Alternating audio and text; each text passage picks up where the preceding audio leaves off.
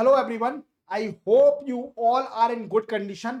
आज मैं आपको पढ़ाने वाला हूं क्वाड फॉरेन मिनिस्टर मीटिंग। जैसे आप जानते हो कि अभी इंडिया में क्वाड फॉरेन मिनिस्टर की मीटिंग चल रही है, जिसमें यूएसए के सेक्रेटरी ऑफ स्टेट, जापान के फॉरेन मिनिस्टर, ऑस्ट्रेलिया के फॉरेन मिनिस्टर, इवन इंडिया के फॉरेन मिनिस्टर डिस्कस कर रहे हैं। इवन हम इस लेक्चर में जानेंगे कि क्वाड ग्रुप कब बना था, इवन इसका मोटिव क्या है, और अभी रिसेंटली जो फॉरेन मिनिस्टर की मीटिंग चल रही है उसमें क्या डिसाइड किया गया है वो अपन सब जानेंगे। चलते हैं, लेक्चर स्टार्ट करते हैं।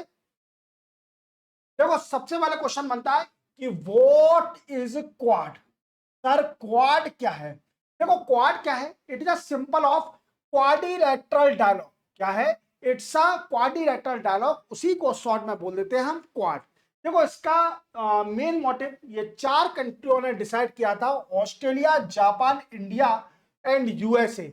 इन्होंने चार कंट्रियों ने डिसाइड किया था कि हम एक ऐसा ग्रुप बनाएंगे जो कि डिस्कस करेगा ऑन द ग्लोबल इशू, और चाइना को कंट्री करने के लिए। क्या है कि जैसे आप जानते हो कि चाइना की अभी मिलिट्री और इकोनॉमिक पावर एनहांस होते जा रही है। क्या होते जा रही है? मिलिट्री और इकोनॉमिक पावर एनहांस होते जा रही है। इवन इसकी जो असर्टिवनेस पॉलिसी है वो भी साथ में एनहांस होते जा रही है। और ये कई सारी, जैसे ईस्ट चाइना सी हो चाहे साउथ चाइना सी हो, इन दोनों सी पर अपना कंट्रोल करने के लिए चाइना बड़ा प्रयास कर रही है। और क्वाड का एक और मोटिव है, जैसे आप जानते हो कि मैंने आपको कई बार बताया है कि India is trying to collaborating with a different different country to make the Indo Pacific area as a safe, peace and open. क्या है कि इसका मेन मोटिव एक और है, इंडो पैसिफिक एरिया को, इंडो पैसिफिक ओशियन को एज अ पीस रखना, ओपन रखना, और free from any country influence. Free from any country influence इसका मेन मोटिव है। हम जानेंगे अब क्वाड कैसे बना। देखो, सबसे पहले स्टार्ट हुआ इसका इनिशिएटिव 2007 में, और इसने इनिशिएटिव किसने रखा? प्राइम मिनिस्टर जापान के जो थे, शिंजो अबे ने सबसे पहले 2007 में इसका इनिशिएटिव रखा कि हम एक ऐसा ग्रुप बनाएंगे जो कि इंडो पैसिफिक ओशियन को पीस, इवन सेफ और ओपन रखेगा, we can say free of navigation. Clear? Then after इसको सपोर्ट में मिला Australian prime minister John Howard का, even Indian PM Manmohan Singh उस टाइम थे, एंड यूएसए के वाइस प्रेसिडेंट डिक चैनी। कौन? डिक चैनी। और इसी को देखते हुए आपको याद होगा एक मालाबार एक्सरसाइज भी होती है, नेवी एक्सरसाइज है मालाबार एक्सरसाइज। दिस एक्सरसाइज और navy exercise also related to the quad group. क्यों? क्योंकि मालाबार एक्सरसाइज में चार कंट्री पार्टिसिपेट करती हैं, जैसे आप जानते हो कि इंडिया, यूएसए, ऑस्ट्रेलिया और जापान। तो quad group is also related to the navy exercise of Malabar, याद रखना। तो इसी के साथ ये पूरा डिसाइड हुआ कि क्वाड ग्रुप बनाया जाएगा जो कि इंडो पैसिफिक ओशन को सेफ, ओपन और फ्री रखेगा from any country influence. Clear? Then after इसके बाद क्या हुआ कि ऑस्ट्रेलिया के प्राइम मिनिस्टर ने 2008 में मना कर दिया और विड्रॉल करेंगे, हम रेडी नहीं है। क्या हुआ? केविन रूड, जो कि नए 2008 में जब पीएम बने ऑस्ट्रेलिया के, इन्होंने विड्रॉल करने का बोला कि हम क्वाड ग्रुप से विड्रॉल करते हैं। क्लियर? बट 2017 में फिर से उसको रिज्यूम करने की बात चली, और किस किस के बीच में? जैसे यूएसए के प्रेसिडेंट डोनाल्ड ट्रंप, हमारे देश के प्रधानमंत्री नरेंद्र मोदी और ऑस्ट्रेलिया के पीएम टर्नबुल, ये सारों ने डिस्कस किया कि क्वाड को फिर से रिज्यूम करा जाएगा। और 2017 में इसको फिर से रिज्यूम करा, क्योंकि चाइना की मिलिट्री और डिप्लोमेटिकली जो भी इंडो पैसिफिक रीजन में चल रही है इसकी पावर, इसको कैसे भी काउंटर करना है। क्या करना है? काउंटर करना है। और आप जानते हो कि डिप्लोमेटिक जितने भी रिलेशन होते हैं, और यूएसए और चाइना की, आप जानते हो कि दोनों कंट्रियों की बिल्कुल नहीं बनती है। क्यों नहीं बनती है? देखो, ना ही हम चाइना को ब्लेम करेंगे, ना ही यूएसए को ब्लेम करेंगे, क्योंकि चाइना की इकोनॉमी दिन प्रतिदिन बढ़ते जा रही है, और जो नंबर 1 पे होता है अगर उसकी पोजीशन जाती है तो बुरा तो लगता है। तो यूएसए क्या कंट्री कर रही है चाइना को, और इवन कुछ पॉलिसी चाइना की ऐसी भी हैं जो कि वर्ल्ड के लिए पीस नहीं होने के लिए बड़ी प्रॉब्लम क्रिएट होती है। डिस्टेबलाइजेशन हो सकता है वर्ल्ड में, इकोनॉमिक इफेक्ट कर सकती है। जैसे मैं आगे बताऊंगा कि रेयर अर्थ मेटल और क्रिटिकल मिनरल पर चाइना डोमिनेंस और मोनोपोली बना के रखी है, जिससे वर्ल्ड में कई सारी डिस्टेबलाइजेशन हो रहा है। जो यूज करा जाता है क्रिटिकल मिनरल और रेयर अर्थ मेटल, तो वहां प्रॉब्लम क्रिएट हो रही है, वो अपन आगे जानेंगे। देन आफ्टर 2026 में, जैसे मैंने आपको प्रीवियसली बताया कि 2026 में अभी हमारे इंडिया में यूएसए के सेक्रेटरी ऑफ स्टेट आए हुए हैं। कौन आए हैं? सेक्रेटरी ऑफ स्टेट आए हुए हैं, जिनका नाम क्या है? Marco Rubio. क्या नाम है? मार्को रूबियो अभी आए हुए हैं, और ये फॉरेन मिनिस्टर भी हैं, या we can say US secretary of state, foreign minister, और इवन ये एक और पोस्ट होल्ड करे नेशनल सिक्योरिटी एडवाइजर की यूएसए के अंदर। क्लियर? तो मार्को रूबियो आए। इवन ऑस्ट्रेलिया की जो फॉरेन मिनिस्टर है कैली वोंग, इवन इंडिया के फॉरेन मिनिस्टर एस जयशंकर साहब, जापान के फॉरेन मिनिस्टर तोशिमित्सु पार्टिसिपेट किया, क्योंकि इंडिया के अंदर क्वाड फॉरेन मिनिस्टर की मीटिंग चल रही है। क्या चल रही है? क्वाड फॉरेन मिनिस्टर की मीटिंग चल रही है, इसलिए चारों कंट्री के फॉरेन मिनिस्टर हमारी कंट्री में आए हैं। अब क्या डिस्कस हुआ? देखो, अगर देखा जाए तो सबसे पहले ये 26 मई को मीटिंग हुई थी। व्हाट आई मींस, कल ये मीटिंग हुई थी, आज 27 है। क्लियर? तो सबसे पहले जो भी मिनिस्टर है कंट्री के, उन्होंने डिसाइड किया कि हम एक लॉन्च करेंगे Indo Pacific maritime surveillance corporation. क्या? Indo Pacific maritime surveillance corporation. अब देखो, यहां क्वेश्चन बनता है कि सर इंडो पैसिफिक की बात क्यों चल रही है? मैंने अभी प्रीवियस स्लाइड में बताया आपको कि इसका एक मेन मोटिव ये है कि इंडो पैसिफिक को पीस, सेफ और ओपन रखना। क्लियर? समझे मेरी बात को? देन आफ्टर, उसके बाद हम क्या करेंगे? मैरी टाइम डोमेन अवेयरनेस को एनहांस करेंगे। क्या करेंगे? एक्सपांड करेंगे domain, maritime domain awareness को, जिससे मैरी टाइम अवेयरनेस एनहांस हो सके, फ्री नेविगेशन हो सके, किसी कंट्री का डोमिनेंस ना हो सके। सॉरी, जैसे आप जानते हो कि हाई सी जितना भी है, इस पर किसी भी कंट्री का कंट्रोल नहीं होता है, और इवन कोई भी कंट्री अपने शिप को पास कर सकती है। बट साउथ चाइना सी में आप जानते हो, ईस्ट चाइना सी में कितनी प्रॉब्लम हो रही है। चाइना कई सारी ऐसी एक्टिविटी कर रही है जो कि ग्लोबल ऑर्डर को बिगाड़ते जा रहा है, वो अपन आगे समझेंगे। इसके साथ क्या करेंगे? पोर्ट इंफ्रास्ट्रक्चर, फिजी कंट्री में पोर्ट इंफ्रास्ट्रक्चर को भी एनहांस करेंगे। तो 3 डिसीजन मेन लिए गए।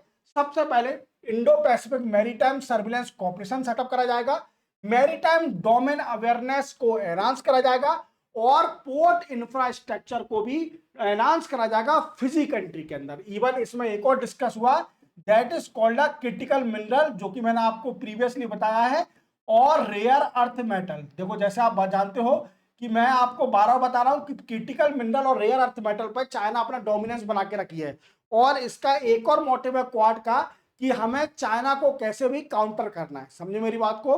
देन आफ्टर, इसके साथ और क्या डिस्कस हुआ?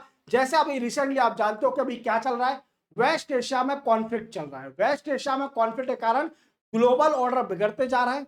इवन जो ग्लोबल ऑयल की प्राइस है वो राइज होते जा रही है, इससे कई सारी कंट्री में इन्फ्लेशन भी अनाउंस हो रहा है। Even India is also one of the country facing the problem from the side of enhancing the global oil price. Clear? Then after, इसके बाद क्या हुआ कि वेस्ट एशिया पे जो कॉन्फ्लिक्ट चल रहा है, जो कि सप्लाई चेन को डिसरप्ट कर रहा है, इकोनॉमी को हर्ट कर रहा है, इस पर भी डिस्कस हुआ। क्योंकि अब अभी जितने भी डिस्कशन होंगे, ग्लोबल समिट होंगी, उसमें वेस्ट एशिया कॉन्फ्लिक्ट के बारे में जरूर डिस्कस करा जाएगा।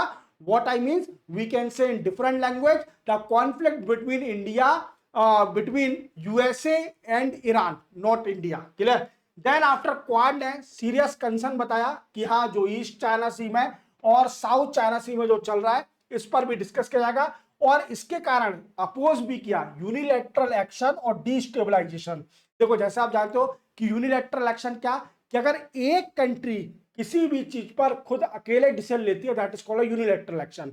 और multilateral action, what I means, cooperation और कोऑर्डिनेशन करके among country, that is called a multilateral action. तो क्या है, सबसे पहले क्या है कि इन्होंने ईस्ट चाइना और साउथ चाइना सी पर जो चल रहा है, चाइना अपना डोमिनेंस बना के रखी है, बोलती है कि ईस्ट चाइना और south China belong to the China, तो इसका भी अपोज किया। एज वेल एज अपोज क्या किया कि we can say unilateral action और डिस्टेबलाइजेशन जो भी चल रहा है, जो भी आसियान कंट्री और चाइना के बीच में इशू चल रहा है साउथ चाइना सी का, वो भी डिस्कस किया। समझे मेरी बात को।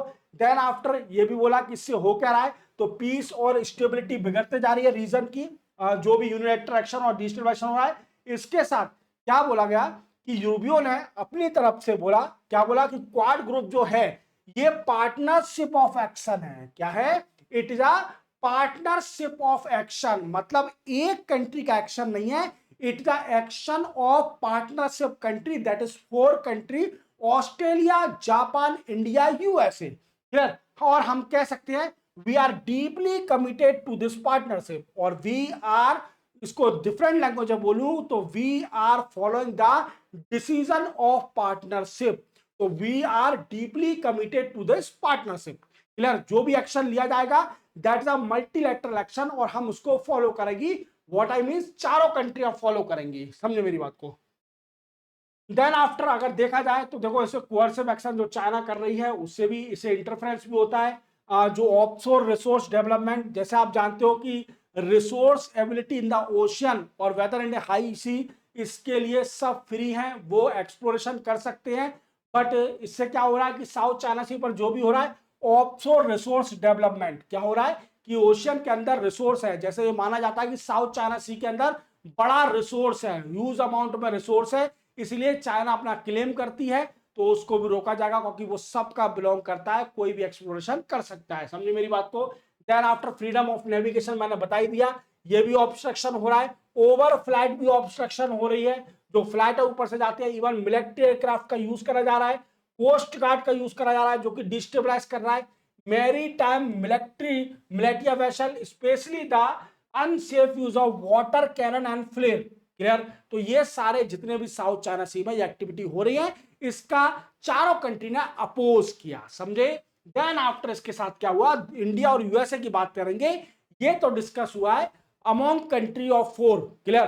4 कंट्री के बीच में डिस्कस हुआ है। देन आफ्टर हम बायलैटरली देखें तो इंडिया और यूएसए के बीच में क्या डिस्कस हुआ। देखो, इंडिया यूएस की बात की जाए तो दोनों कंट्री ने अभी क्रिटिकल मिनरल फ्रेमवर्क साइन किया है। क्या साइन किया है? Critical mineral framework. जैसे आप जानते हो, मैंने लास्ट ईयर आपको न्यूज़पेपर एनालिसिस में बताया था कि चाइना ने ड्यूटी अनाउंस कर दी थी एक्सपोर्ट पर क्रिटिकल मिनरल और रेयर अर्थ मेटल पर, जिससे कई सारी शॉर्टेज हो गई, सप्लाई चेन में डिसरप्शन हो गया। वाटर किसका? क्रिटिकल मिनरल और रेयर अर्थ मेटल का। तो इसी वजह से दोनों कंट्री ने, इंडिया और यूएसए ने इसका अपोज भी किया था, क्योंकि इंडिया पर अभी यूज अमाउंट में क्रिटिकल मिनरल नहीं है, और क्रिटिकल मिनरल आप जानते हो कई सारे पार्ट में यूज करा जाता है, जैसे car to phone, missile to plane, यहां पर क्रिटिकल मिनरल और रेयर अर्थ मेटल का यूज करा जाता है। तो इसकी सप्लाई चेन होना जरूरी है वर्ल्ड के अंदर। क्लियर? क्योंकि अगर देखा जाए तो 2025, 26, 27 और इन फ्यूचर क्रिटिकल मिनरल का रोल बहुत ज्यादा है। क्लियर? देन आफ्टर इसी के साथ दोनों कंट्री ने, इंडिया और यूएसए ने, क्रिटिकल मिनरल फ्रेमवर्क भी साइन किया, जिससे चाइना जो एक्सपोर्ट कर्व कर रही है इस पर कंसर्न करेंगे, और रेयर अर्थ मेटल जो क्रूशियल और ग्लोबल टेक्नोलॉजी सप्लाई चेन के लिए in the manufacturing of car to phone, missile और प्लेन। क्लियर? तो क्या है कि क्रिटिकल मिनरल फ्रेमवर्क साइन किया, दोनों कंट्री कोऑपरेट करेंगी that how we resolve the disruption of supply chain of critical mineral and rare earth metal। समझे मेरी बात को। देन आफ्टर इंडिया यूएसए ने बायलैटरली ये भी साइन किया कि इंडिया यूएसए फ्रेमवर्क भी साइन किया, जिससे mining, processing of critical mineral, rare earth भी सप्लाई सिक्योरली हो सके। समझे मेरी बात को। देन आफ्टर दोनों कंट्री कोऑपरेट करेंगी, अगेन वही प्रोसेस है क्रिटिकल मिनरल रेयर अर्थ में। इसके साथ mining, processing, recycling related investment भी अनाउंस होगा। Even India investor invest in USA and USA investor invest in India. Both countries also cooperate in term of investment, supply chain, critical mineral, rare earth metal. ये सही पूरी की कहानी है। Then after इसके साथ एक आपको याद होगा फरवरी 2026 में यूएसए ने, अभी मार्क रूबियो ने लॉन्च किया था यूएसए ने, इसको बोलते हैं फॉर्ज। फॉर्ज क्या है? Forum on resource geo strategic engagement, इसको बोलते हैं फॉर्ज। अब फॉर्ज क्या है? इस फ्रेमवर्क से इंडिया और यूएसए दोनों इंटरनेशनल एफर्ट पर इंगेज करेंगी, जिससे सेंसिटिव सप्लाई चेन हो सके। समझे मेरी बात को। सप्लाई चेन किसकी? क्रिटिकल मिनरल और रेयर अर्थ मेटल की सप्लाई हो सके। इसलिए फरवरी 2026 में यूएसए ने फॉर्ज नाम का एक कह सकते हैं कि लॉन्च किया था, और इसी लॉन्च का मेन मोटिव है कि जो भी कोर्सिव एक्शन के कारण सप्लाई चेन रुक रही है, डिसरप्ट हो रही है, whether it is critical mineral और रेयर अर्थ मेटल की सप्लाई प्रॉपर हो सके और हर कंट्री को मिल सके क्रिटिकल मिनरल और रेयर अर्थ मेटल। क्लियर? तो ये पूरा है, और मोनोपोली किसी की नहीं होना चाहिए। तो यही पूरे सारे डिस्कस हुए हैं, छोटा वीडियो था तो आपको इजीली समझ में आ गया होगा। और रिमेनिंग एडिटोरियल देखने के लिए आपको मेरा चैनल खोलना पड़ेगा, प्लेलिस्ट में जाना पड़ेगा। प्लेलिस्ट में जाओगे तो आपको एक एडिटोरियल का फोल्डर मिलेगा जिसमें नियरली 61 एडिटोरियल मैं आपके लिए शूट कर चुका हूं। देख लीजिए, आपकी नॉलेज एक्सपांड हो जाएगी, दैट्स माय गारंटी।